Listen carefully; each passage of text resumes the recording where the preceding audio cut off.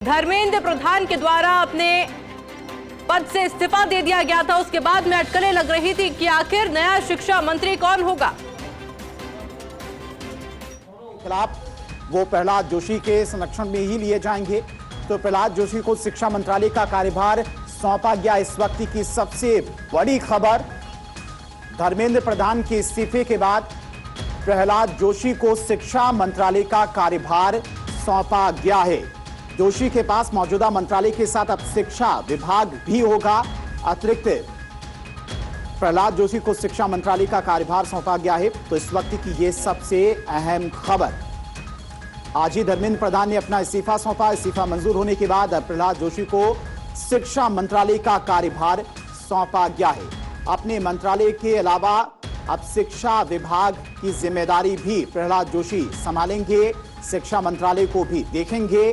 आने वाले समय में जो भी डिसीजन लिए जाएंगे नकल विहीन परीक्षा कराने को लेकर और साथ ही साथ नकल माफियाओं के खिलाफ जो भी कड़े एक्शन लिए जाने हैं, जो भी कानून में प्रावधान किया जाना है, वो सब इनकी देखरेख में होगा। तो इस वक्त की ये सबसे बड़ी खबर है। धर्मेंद्र प्रधान की जिम्मेदारी प्रहलाद जोशी को मिली है। प्रहलाद जोशी को शिक्षा मंत्रालय का कार्यभार सौंपा गया है। धर्मेंद्र प्रधान के इस्तीफे के बाद प्रहलाद जोशी को यह बड़ी जिम्मेदारी दी गई है। क्योंकि मांगे जो थी वो तो मान ली गई हैं, लेकिन आने वाले भविष्य में जो भी परीक्षाएं हों, चाहे राज्य स्तरीय परीक्षाएं हो या फिर केंद्र शासित राज्यों की बात की जाए, सभी परीक्षाएं नकल विहीन हो, किसी भी परीक्षा के दौरान पेपर लीक ना हो, यह पुख्ता करने की जिम्मेदारी भी अब प्रहलाद जोशी के कंधों पर होगी। और इसी खबर पर तमाम और जानकारी के साथ में पॉलिटिकल एडिटर अदिति नागर हमारे साथ जुड़ गई हैं। अदिति, प्रहलाद जोशी को शिक्षा मंत्रालय का कार्यभार सौंपा गया है। महत्वपूर्ण, देखिए, ये प्रहलाद जोशी प्रधानमंत्री नरेंद्र मोदी के एकदम करीबी व्यक्तियों में से माने जाते हैं। व्यक्ति कहें कि जैसे बोलते हैं मंत्रियों में से। पहले बहुत बड़ा जो है संसदीय कार्य मंत्री का प्रभार भी संभाल चुके हैं प्रहलाद जोशी। उनको बेहतर तरीके से पता है कि कैसे काम होता है। प्रहलाद जोशी कर्नाटक से आते हैं। प्रहलाद जोशी कम बोलने वाले और डिलीवरी वाले व्यक्ति हैं। तो जाहिर तौर पे ऐसी स्थिति में सबसे इम्पोर्टेंट बात यह है कि अभी फिलहाल उनको एडिशनल चार्जेस संभालने के लिए दिए गए हैं। और पहले भी कई बड़ी जिम्मेदारियां उनके पास रही हैं, कई बड़े मंत्रालय रहे हैं। इस बार पहली बार ऐसा हुआ था कि जब उनसे संसदीय कार्य मंत्री का कार्यभार लिया था, उनका मंत्रालय थोड़ा ये गलियारों में चर्चा थी कि उतना भारी मंत्रालय नहीं है, लेकिन अब उनको सीधे एजुकेशन मिनिस्ट्री का मंत्रालय दिया गया है, जो कि बेहद खास है। कम बोलने वाले और डिलीवरी वाले व्यक्ति हैं। प्रहलाद जोशी कर्नाटक से आते हैं। एक बड़ा मैसेज यहाँ पर देने की कोशिश। और जाहिर तौर पे इस समय जब धर्मेंद्र प्रधान से इस्तीफा लिया तो इमीडिएटली हम पहले भी ये बात कर रहे थे कि कैसे कौन होगा जो एडिशनल चार्ज संभालेगा। तो अभी फिलहाल प्रहलाद जोशी को दिया है।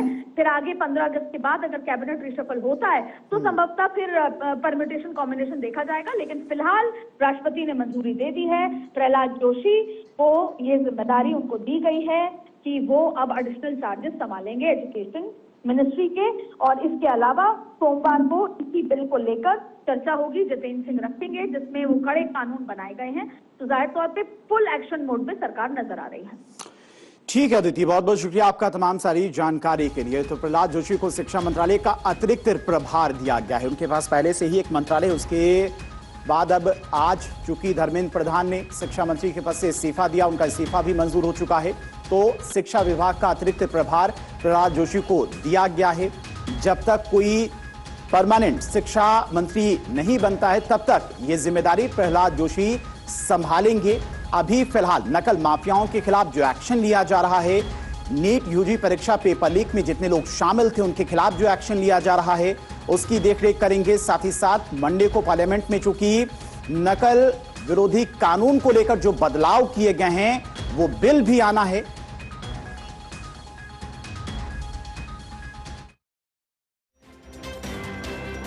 और देखिए, बड़ी जिम्मेदारी प्रहलाद जोशी को दी गई है। शिक्षा मंत्रालय की नई जिम्मेदारी दी गई है धर्मेंद्र प्रधान के इस्तीफे के बाद में। इससे पहले भी कई अहम जिम्मेदारी वो निभा चुके हैं। संगठन का अनुभव है, भाजपा के कर्नाटक प्रदेश अध्यक्ष रह चुके हैं और संगठन में मजबूत पकड़ इनकी मानी जाती है।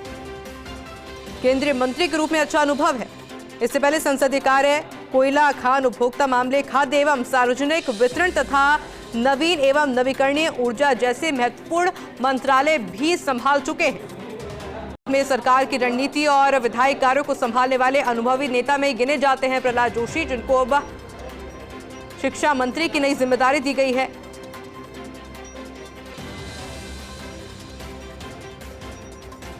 हालांकि देखिए, अब क्योंकि नई जिम्मेदारी उनको दी गई है, ऐसे में नीट पेपर लीक, परीक्षा प्रणाली में सुधार, एनटीए की कार्यप्रणाली, नई शिक्षा नीति के क्रियान्वयन और छात्रों का भरोसा बहाल करना उनके लिए अब एक बड़ी चुनौती होने वाली है। लेकिन जिस तरह का एक्सपीरियंस है, उनको एक वरिष्ठ नेता के रूप में माने जाते हैं।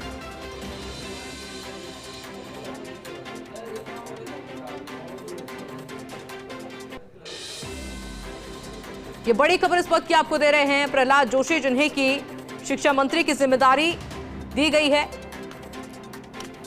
शिक्षा मंत्रालय का अतिरिक्त प्रभार उन्हें दिया गया है। धर्मेंद्र प्रधान के इस्तीफे के बाद में यह ऐलान किया गया है, प्रहलाद जोशी नए शिक्षा मंत्री बने हैं।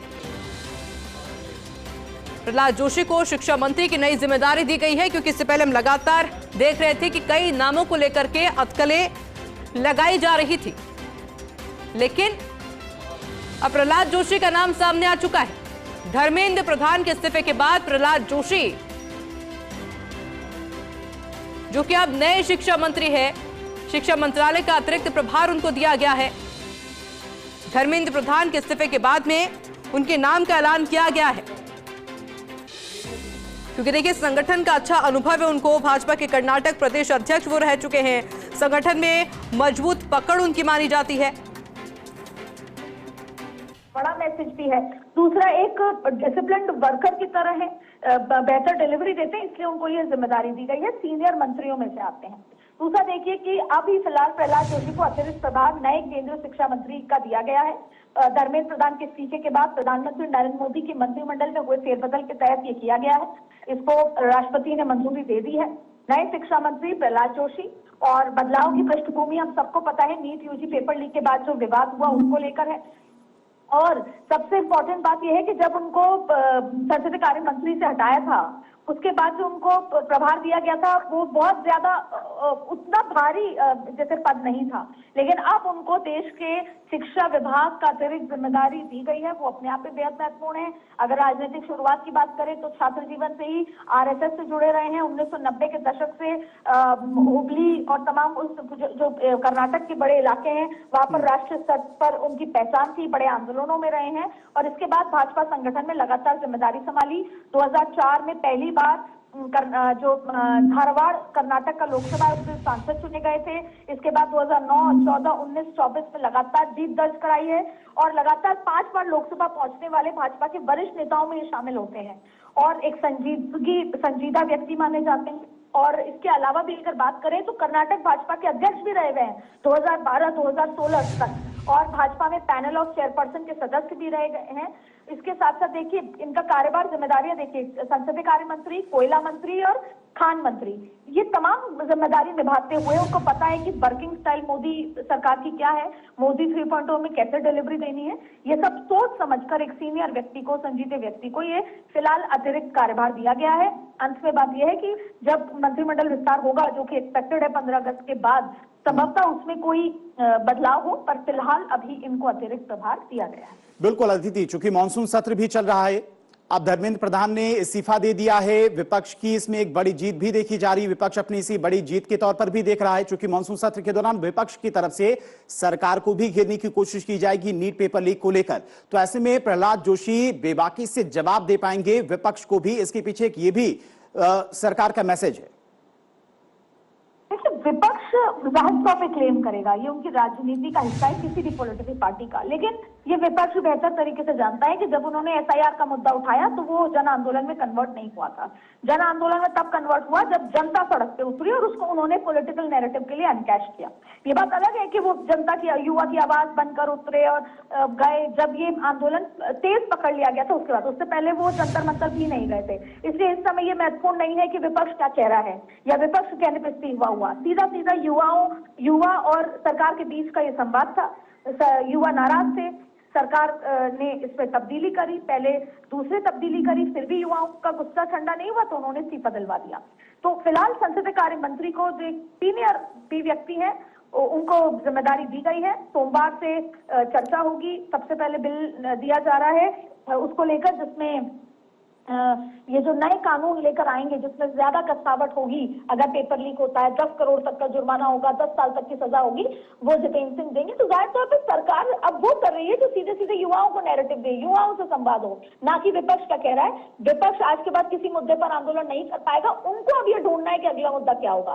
संभवतः वो राम मंदिर को लेकर आए, दूसरे मुद्दे को लेकर आए, इलेक्शन की बात SIR के लेकर आए। फिलहाल उनके हाथ से ये मुद्दा अब निकल चुका है।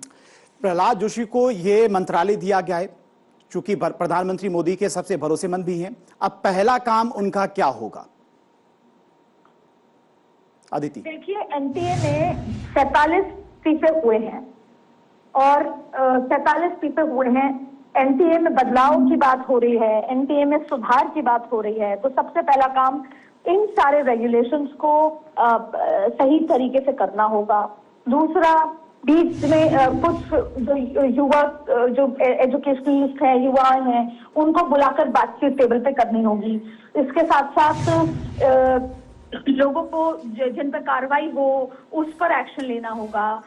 आपने देखा कि एजुकेशन जो नई 2020 की पॉलिसी थी NEP, तो उस पॉलिसी में अभी तक जो बदलाव होने थे वो ढंग से लग जाए, उनको कार्यवाहन बेहतर तरीके से हो। तो बहुत सारी अभी एजुकेशन में चीजें हैं जो कि करनी है और कहीं ना कहीं एक संवाद बढ़ाने की कोशिश होगी, सोशल मीडिया पे ज्यादा संवाद हो पाए। तो ये तमाम तरीके के बदलाव होंगे। लेकिन फिलहाल देखिए, अतिरिक्त प्रभार देना था, ये इतनी बड़ी मिनिस्ट्री है जिसमें इसको छोड़ा नहीं जा सकता। फिलहाल प्रहलाद जोशी को दिया गया है। ये कंफर्म नहीं है कि जब मंत्रिमंडल विस्तार होगा तो क्या प्रहलाद जोशी रहेंगे या कोई और आता है, लेकिन फिलहाल उनको एक बड़ी जिम्मेदारी यहाँ पर मिली है। इसके अलावा पूरी सरकार मिलकर एजुकेशन मिनिस्ट्री में, एजुकेशन डिपार्टमेंट में सुधार करेगी, सिर्फ अकेले मंत्री नहीं, क्योंकि प्रधानमंत्री ने प्रॉमिस किया है युवाओं को कि मैं आपकी आवाज हूँ, मैं आपकी उम्मीदों पर खरा उतरूंगा। और उसमें सबसे बड़ा है कि वो बिल आएगा, बिल में ज्यादा बड़े पैमाने पर बदलाव होंगे, कसावट होगी। तो जाहिर तौर पर पूरी सरकार अभी युवाओं के लिए कुछ न कुछ काम करेगी। ठीक है अदिति, बहुत बहुत शुक्रिया आपका तमाम सारी जानकारी के लिए।